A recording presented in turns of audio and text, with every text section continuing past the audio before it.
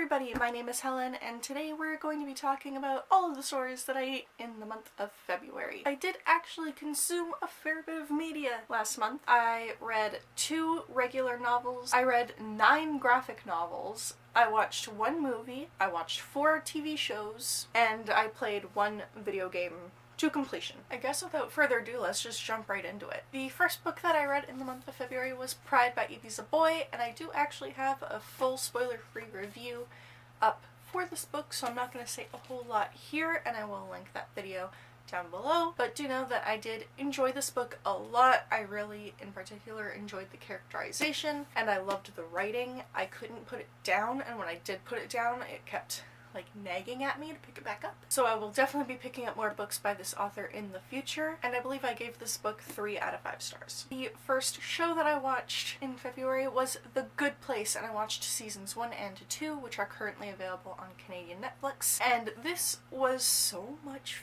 fun. It's got such weird, quirky characters and such a bizarre premise, but it's done just so incredibly well. I really, really want to watch season 3. I've been anticipating it being released on Netflix so I can actually watch it. You know, it just took me so long to finally watch this show, and I ended up absolutely loving it, so I don't know why I didn't start watching it sooner. Glad I finally did. I'm in love. 100% 5 out of 5 stars. And the next group of graphic novels that I read were Sandman, volumes 1 through 3 by Neil Gaiman. This is none of those books, but it's one of the ones I still have lying around. The idea behind this series being that we follow the Sandman. He is one of the 7 endless ones. He goes around and just controls people's dreams. He runs an entire world called the Dream World. There are people who are trying to mess with his shit. It's so much fun. It is a horror series, so it does get a little bit intense at times. I am loving this series so far. I really need to pick up the rest because I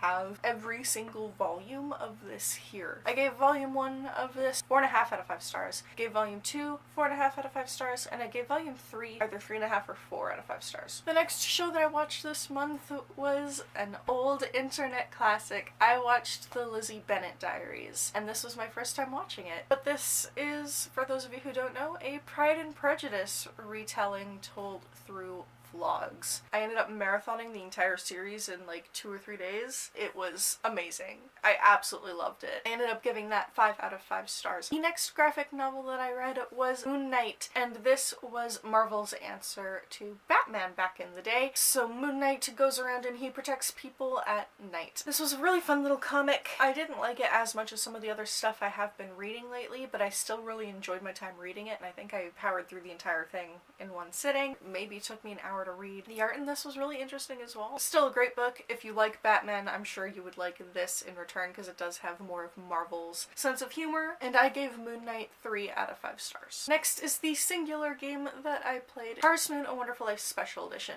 and I didn't play this copy of it because I played it on my PlayStation 4. I really wanted those achievements, but I've owned this game for years. If you don't know what Harvest Moon is, it is basically play character and you run a little farm and you get married and you have a family. I don't know what else to say. It's a very chill game. It's a great game to play if you're listening to a podcast or something and you need to keep your hands busy. But this is always going to be a favorite game of mine. It's always going to be a game that I turn back to whenever I need something like it. 5 out of 5 stars. The next comic that I read was Young Avengers Volume 1, Style Over Substance. It's so good. It's so good. This was by far my favorite comic that I read last month, and I need the second volume, and I don't think my library carries it, and I am heartbroken. All of the characters in this are just great. The sense of humor is amazing.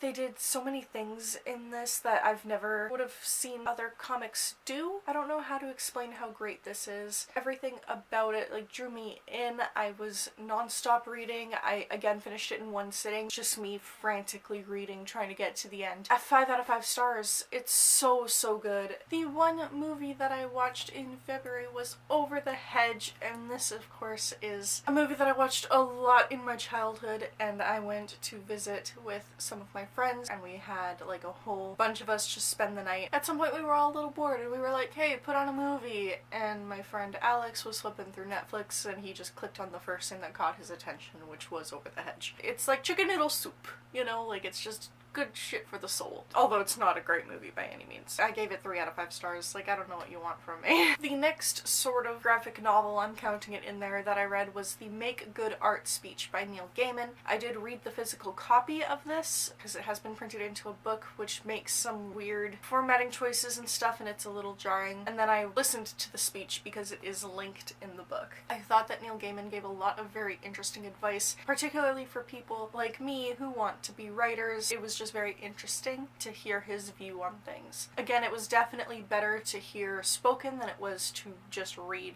written. I would give the written version like 3 out of 5 stars, but listening to Neil give the speech was closer to like 4.5 or 5 stars. The next show that I watched was Friends season 6 and 7. I really enjoy these 2 seasons. I love watching Chandler and Monica's relationship get more and more fleshed out. They're such goals. I want a relationship like Chandler and Monica so bad. Like, fuck Ross and Rachel. Chandler and Monica for the win. Seasons 6 and 7 were definitely great. I would give this chunk of the show 5 out of 5 stars. Next, I read volumes 1 through 3 of Paper Girls, and this is by Brian K. Vaughan with art by Cliff Chang. It is some of the most beautiful artwork I've ever seen, by the way. This follows a group of 4 girls as they go on very Stranger Things like science fiction adventures. There's a lot of time travel, there's a lot of like time paradox, there's some real weird shit going on. I really enjoy this series personally. I like that it doesn't shy away from the fact that these girls grew up in the 80s and they have some prejudices, and also that they're 12-year-old girls and they're gonna be going through puberty. Personally, I find it an amazing series. I gave volumes 1 and 2 both 4 out of 5 stars, and I gave volume 3 5 out of 5 stars. It was by far my favorite. And the next show that I watched was The Office seasons 1 and 2. And this is my first time watching The Office. Don't judge me. And I kind of feel about how I thought I would feel about it. I have watched Parks and Rec, and I love Parks and Rec. The whole feeling of like season 1 being cringy and awkward and then season 2 just getting really good also applies to The Office, apparently. I go through phases of laughing so hard my gut hurts and covering my face because I can't physically let myself watch what's happening on screen, and the fact that it can go from one to the other within the span of an episode is amazing. I am very much enjoying this show. I can see why so many people love it. If I'm being 100% honest, I give season 1 like 2.5 out of 5 stars, but season 2 I would give more of like a 4.5 out of 5 stars. And finally, the last actual book that I read in February was A Monster Calls by Patrick Ness. And you may remember that I watched this movie back in January and I absolutely loved it, and I read most of this in a single sitting. It is absolutely beautiful. There are obviously some like minor differences to the movie. I loved art in this book, like an eerie picture book kind of feel. 5 out of 5 stars. And finally, those are all of the stories that I ate this month. Have you read or watched any of the stories that I talked about in this video? If so, you should let me know down below. We should talk about them. I absolutely love hearing from you, and I do respond to every comment on my videos. And also, once again, my name is Helen. I have a book out in the world called Tattoos and Tiramisu, which is available right now on Amazon. And I will see you next week with a new video. Bye bye!